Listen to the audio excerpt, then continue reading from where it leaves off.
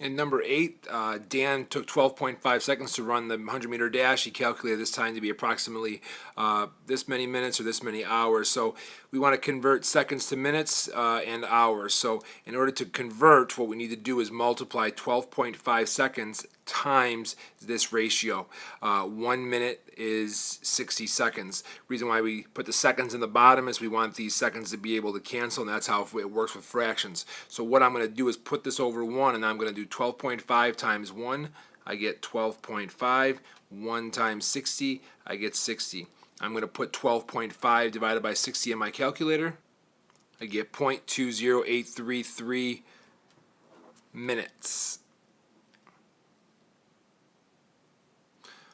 It looks like it's choice number 1, but to go further, just to explain this, in case we were doing hours, seconds, and seconds cancel, this should be minute, not second, minute. Okay, sorry about that, and then minute and minute cancel. So I'm going to do 12.5 times 1 times 1, you get 12.5. Put this over 1, I'm going to do 1 times 60 times 60, I get 3,600.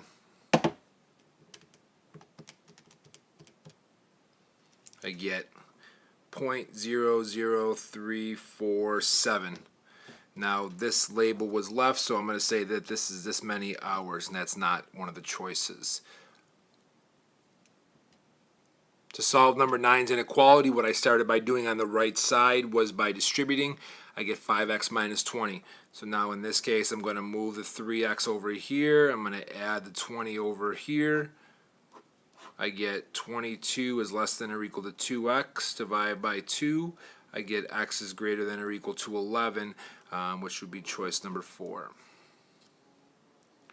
Simplifying this expression, I'm going to distribute the first part, and then with this minus sign, you are essentially giving the minus sign to the x squared and then changing the 7x's operator to plus, and then changing this operator to minus. You could think about it as like distributing a negative 1.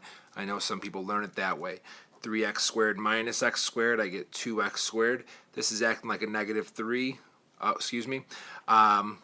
This term's alone, so we're going to say plus 7x. This is acting like a negative 3 minus 10, so we're going to say minus 13. This is going to be choice number 2.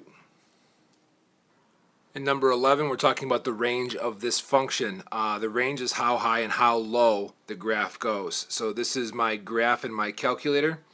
Now, and if you look, this parabola goes all the way down to negative 9, and then it's basically all real numbers above it. So we're going to say that it's all real numbers greater than or equal to negative 9.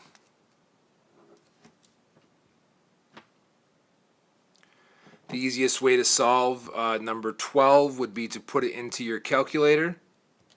Do x squared minus 5x minus 6. Graph it, and then I'm going to look at where the graph crosses the x-axis or the zeros. Negative 1 and it looks like 6. So negative 1 and 6 should be choice number 1.